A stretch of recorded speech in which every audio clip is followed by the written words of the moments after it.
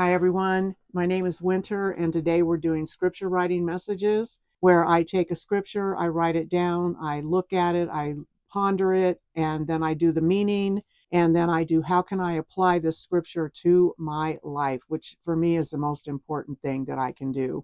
And I've got merchandise for sale in my Spreadshop. I will link it below. So let's get started. Today is Luke chapter 6, verse 37. Do not judge, and you will not be judged. Do not condemn, and you will not be condemned. Pardon, and you will be pardoned, which means forgive, and you will be forgiven. What is the meaning? By the measuring stick we use to judge, condemn, and pardon or forgive, that same measuring stick God will use on us. Ouch! Applying this to my life. This makes me realize that I need to stay in my lane and not judge anyone falsely or to condemn anyone, to sincerely forgive anyone who wrongs me. If I carry the knowledge of how I view others is how I am viewed by God, makes me want to see everyone through God's eyes and not my human eyes. It causes me to be loving to even those that hate me.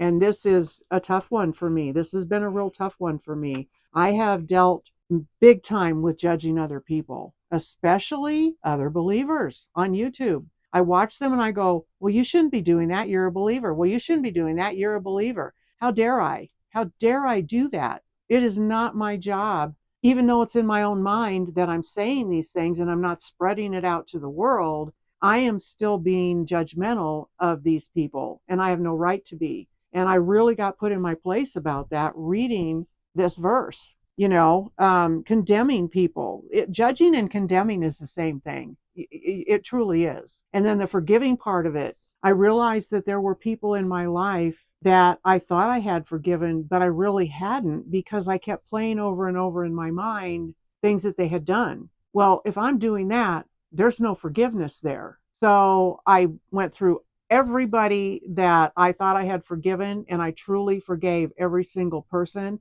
And I threw it aside. I just let it all go. I laid it at Jesus's feet and said, Jesus, it's yours. It doesn't belong to me. And I have not had one thought about any of these people since I did that. It's been wonderful. They don't cross my mind. I don't think about them. It's been wonderful, to where before Satan was, constantly dropping these things. Well, look what they did back in 1988. Who cares? Look what they did in 1995. Who cares? I don't care. I have forgiven my children of everything that they've done, and I've let go of all of it. I have forgiven my parents a long time ago. I did the real forgiving of them a long time ago. I never think about what they did to me, other than if I'm having to write a book or I'm having to write something about my experience that I went through being their child. But I don't think about them in terms of, playing it over and over again in my mind of what I went through as a child and what they did to me.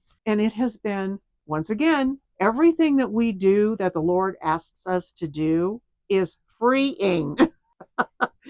I really want to get that across, that it is freeing when you let go of judging, when you let go of condemning, when you let go of all your sin and you give it to the Lord. And it's just so freeing. The truth shall set you free is true. It's so freeing.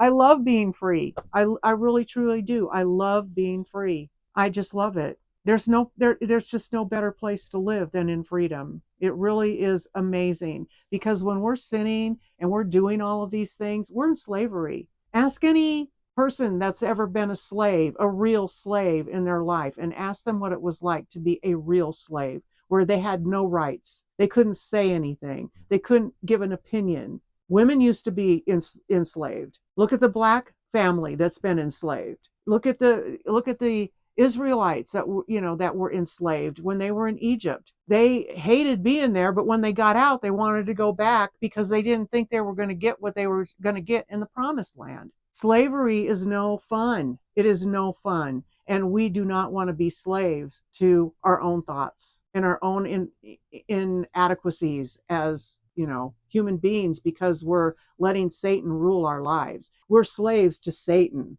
instead of being slaves to God. I want to be God's slave, because in that I'm completely free. So that is my message for today. Go over, pick up one of these cool shirts. They come in other things besides shirts. I've got all kinds of cool merchandise in my Spreadshop that is godly, and I really appreciate your support in that. Yes, I do. All right, everybody. I love you. I will see you tomorrow for scripture writing. Have a great day.